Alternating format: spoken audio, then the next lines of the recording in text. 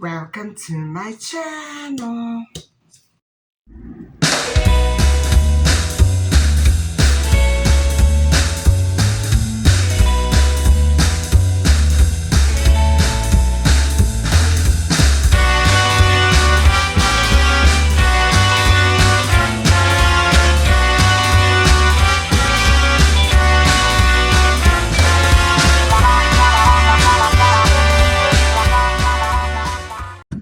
Wow, that was a beautiful 50-minute walk. And I'm just barely sweating. It's a lovely temperature outside.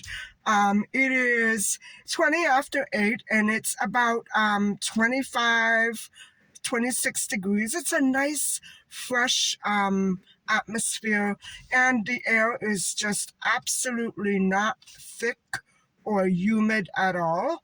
Maybe slightly humid, but it's just beautiful. And so I think I just may film here. It's so nice and quiet tonight.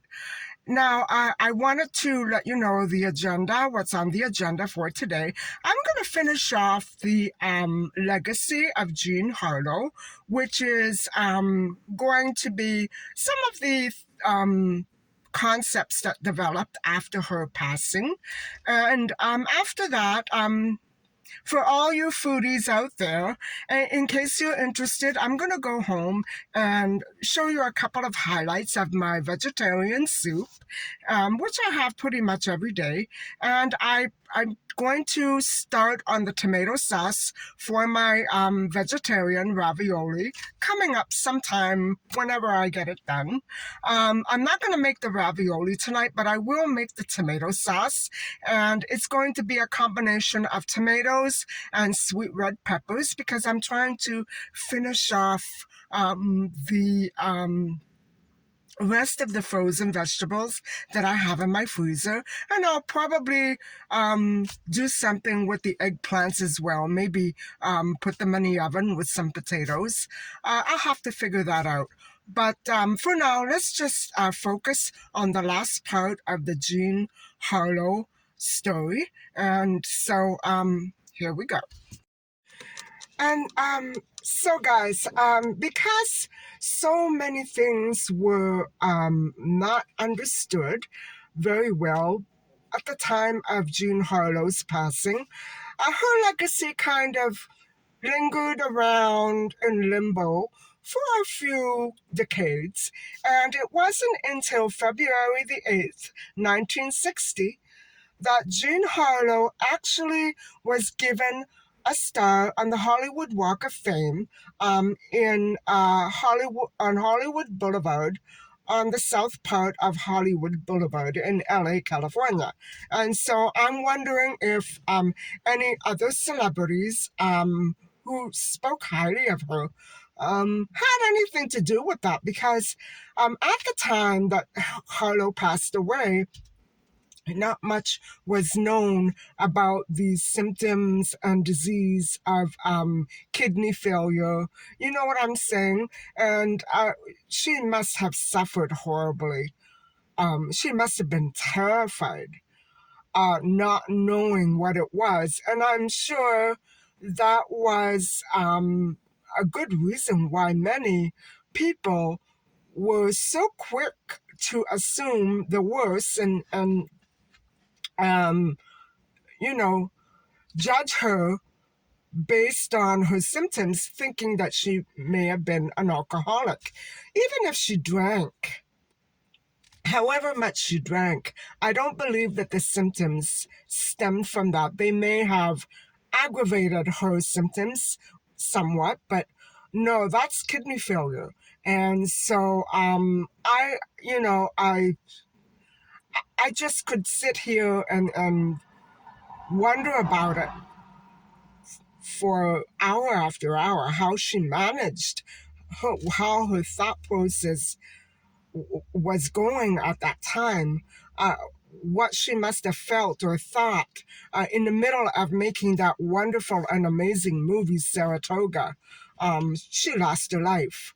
And so, there are rumors about her, the house, the mansion, the beautiful mansion that she shared with her short-lived husband, Bruce, uh, Bruce Byrne. And so, I don't know if there's any truth to it, but let's go over some of the details. And it's going to mention another crime. It's going to mention a big criminal case that was very huge in the 60s. But I want to tell people I'm not going to review that case because it doesn't fall into my category. My category is missing and vanished travel vessels, um, missing children, and the tragic losses of great and celebrated people. So I'm going to just start off here by saying that the mansion that Harlow and Byrne lived in was located in the hills above LA and nestled right in the valley and trees of Benedict Canyon. And it was a 1930s style house that was, I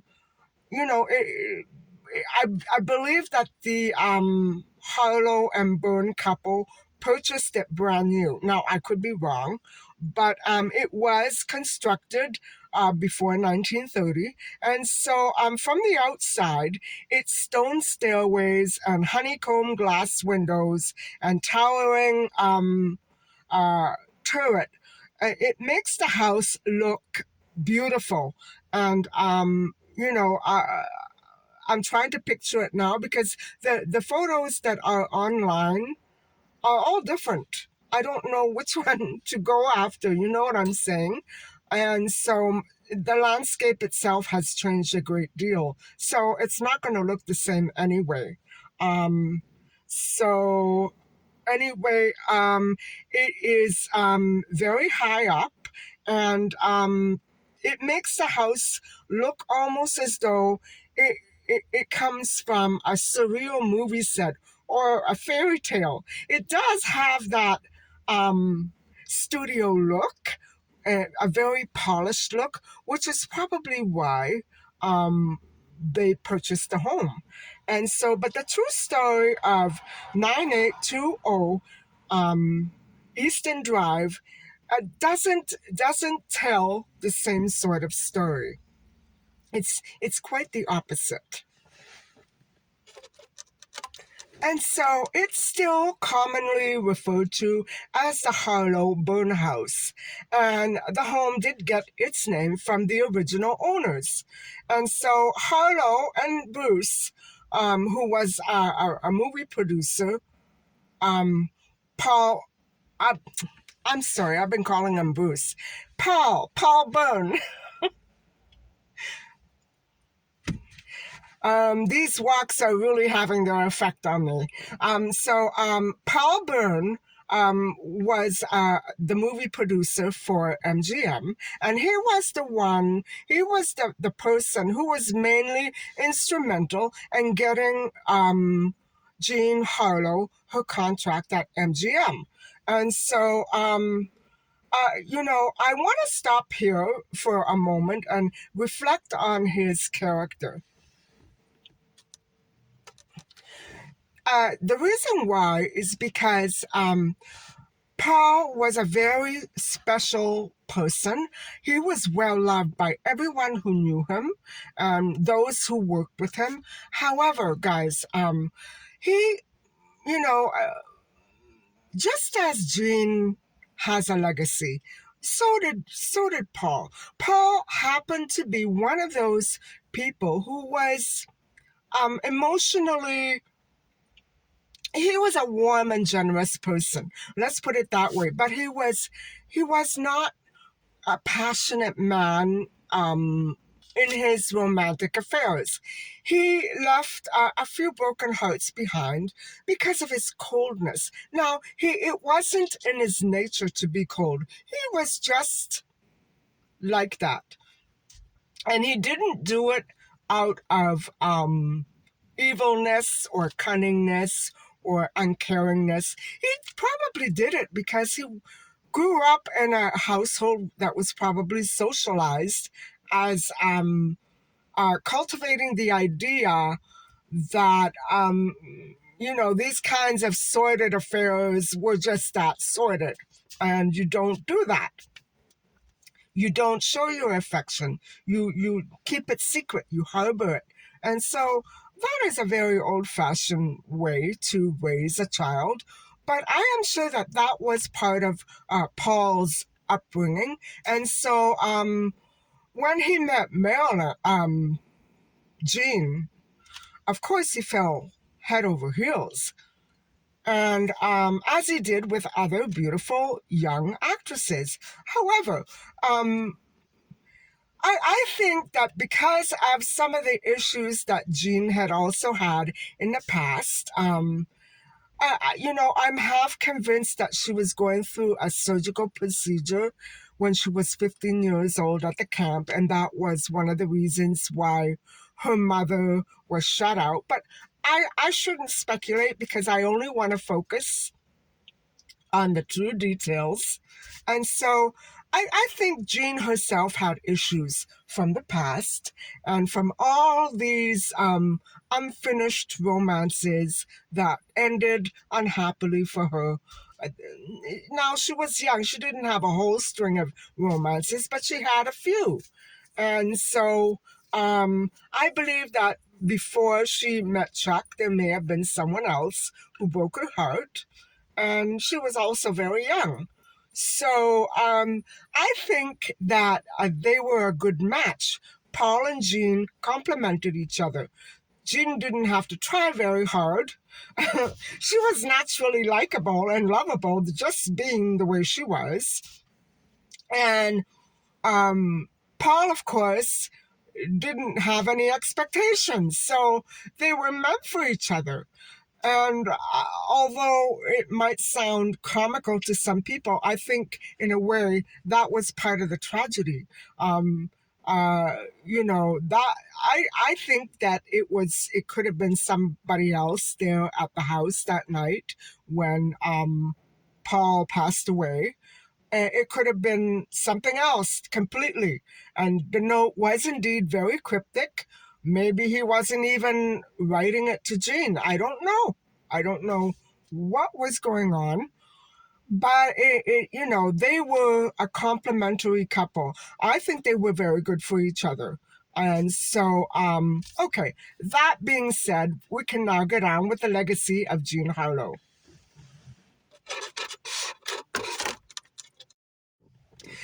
And so, Paul was found dead 2 months after they got married, and so his body was found with a gunshot wound and a 38 caliber revolver in his hand. We don't know how that happened. We don't know if it was Paul or someone else, and so His body was then covered by house staff who immediately called MGM and instead of calling the police. And so I've gone over this in, I believe, part two of this Jean Harlow case. And so the though his death was ruled a suicide by police, it was mainly because they had no other leads to go upon, and his colleagues believed that he was in fact put to death by a past lover, and who had nothing to do with Jean, and who was bitter towards Paul. And so what I'm trying to say is that Paul Byrne wasn't the last owner to be associated with horrific crime. Now, it's scary, but it does lead more suspicious people to the conclusion that the house was indeed cursed by the first owners. I don't know if there was any such thing as a curse. I do know that people certainly try and do believe in them and try to cast them, but I don't know if that's true. Anyway, let's go on to examine the other details of why there is such a belief intact regarding this mansion. So, let's move forward to 1963, when the house was sold to a celebrity hairstylist, Jay Sebring, who began dating the beautiful actress Sharon Tate. And Sharon did appear in a few series. She was like a guest cameo. I don't know much about her. I was just a baby when she started to hit the scene and was tragically killed. However, she was a beautiful blonde actress, an actress model, I believe. And so, though this couple, Jay and Sharon, did eventually split up, they remained good friends. And so what happened was, in August of 1969, on August 9th, 6 years after Jay moved to that house, um, both Sharon and Jay were murdered by the Manson cult. And I'm sure that you've heard about that cult. This is the case that I refuse to uh, review because it's not in my category. And so what happened was, Jay was there with the Coffee Harris Abigail Folger, who also lost her life. So he, and who was there at the time, but Sharon Tate. And so what happened, guys, was that Sharon Tate was there with her friends, and her husband, Roman Polanski, was out of the city, out of the country, so to speak. And he was the director who was married to Sharon Tate at the time. And so all those people lost their life in yet another house in the same area. And so while the horrific events that night did not take place at the Harlow Byrne mansion, they in fact did involve Jay Sebring, who did live in that house. And so an alleged interview with Sharon Tate from a year earlier. I'm not sure if this is true. I haven't been able to scout it down. Um, this scene actually took place a year before she was murdered, and it took place in that home in her dream. And she woke up in the middle of the night to go get a drink of water, and she saw somebody, obviously in a dreamlike, state of consciousness, chained to the staircase with their throat slashed. And of course, it was just a nightmare, but it was a horrific how do I say, premonition of what would take place in the Polanski house. I believe that the Sharon Tate and Roman Polanski were merely renting the house at the time. So I don't even know if that one is cursed. Anyway, I don't know if that dream is actually true. She was being interviewed, and that is what Sharon Tate allegedly claimed. And so in the 1970 Fate magazine, um, Sharon Tate, she talks about this dream, and the interviewer was Dick Kleiner, and she recalls the eerie encounter that happened while she was staying alone at the Sebring. Oh, so this didn't take place in Sharon Tate's old home. It took place in the Sebring home. Oh boy. And so I don't know what she was doing alone there. So according to the story, Sharon Tate woke up and had this vision, and she talks about it a year before her murder. So that is very creepy indeed, isn't it? She also saw a strange little figure, a figure of a little man who he was supposed to have a mustache or whatever have you. She didn't know who he was, but she did see that figure. And so it's very creepy that that would have occurred a year before her murder. And so although the current owner who bought the Sebring home from Jay's parents in the 70s, says he never had any paranormal normal experiences living there, but they are indeed very creepy experiences. Now, I do believe in these lingering souls. I do think that maybe Paul was there. Maybe the little man was Paul. I'm not saying it was. I'm not saying that I absolutely believe it. I'm not asking you to believe it. It's just that it was a very creepy coincidence. And in addition to the unexpected deaths of the brutal deaths and slayings of Byrne and Sebring, Jean and Sharon were two actresses who did captivate Hollywood scene, and they both died, guys, at 26 years old.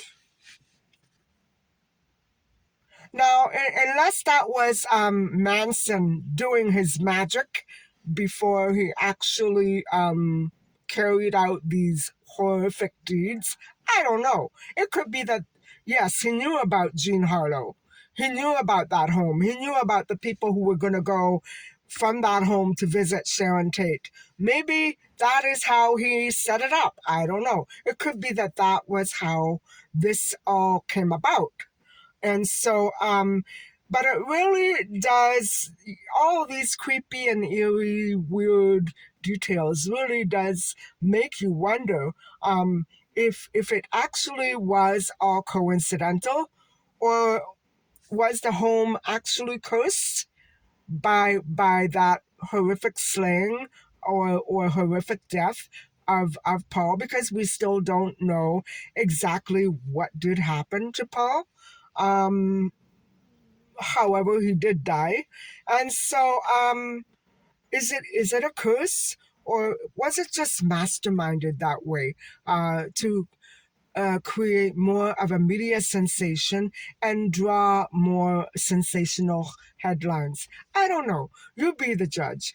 In any case, I do think that Jean Harlow was an absolute living icon, a living legend, and I imagine she must have been so sick when she passed away that I don't know how she did it.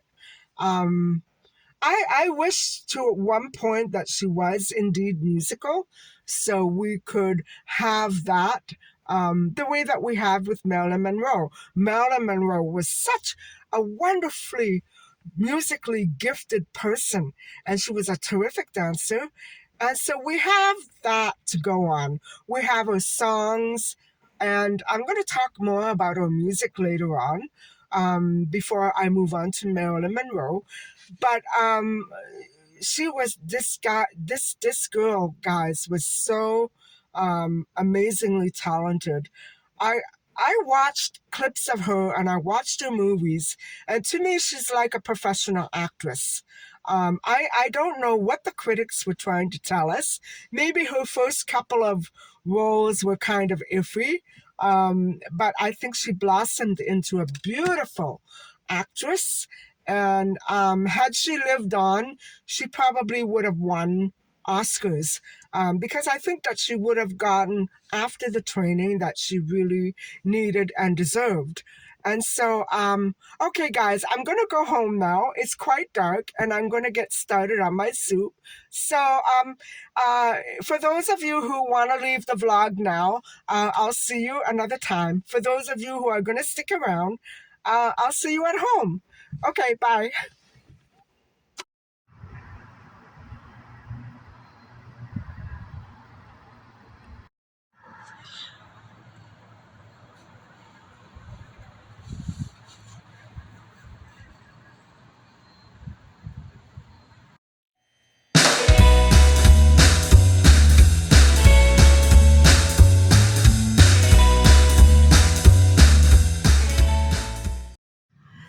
I'm home.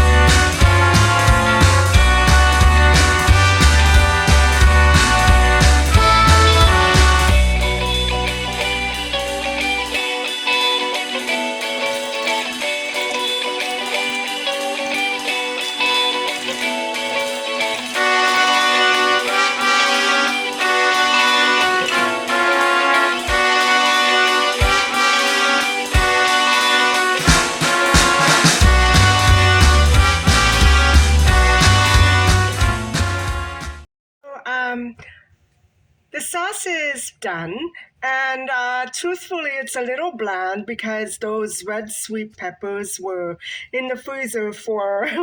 I remember buying that bushel in last fall, and those were the last few that I didn't manage to finish. So, um, guys, other than that, I think the sauce turned out pretty much okay.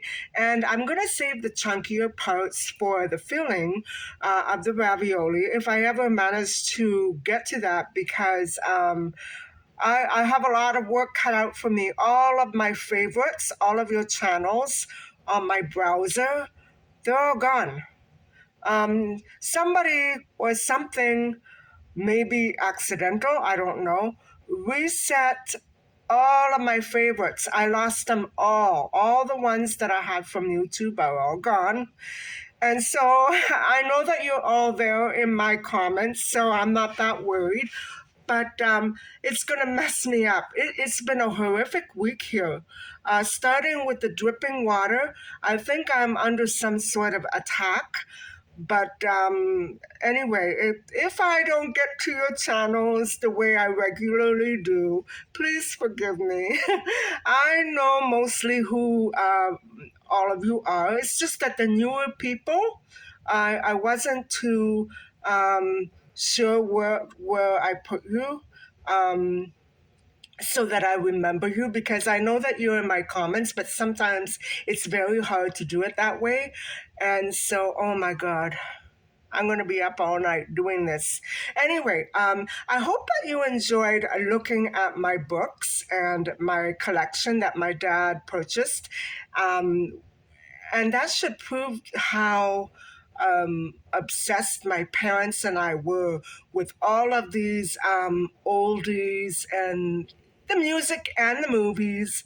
And I get a lot of my inspiration and ideas for content from those books. And because I was cleaning it out tonight, I just decided to film it and show you. Anyway, guys, I've been busy tonight. I think I better get to work. And I'll talk to you tomorrow. I have so much work to do now. Anyway, thank you very much for watching. And please don't forget to like and subscribe.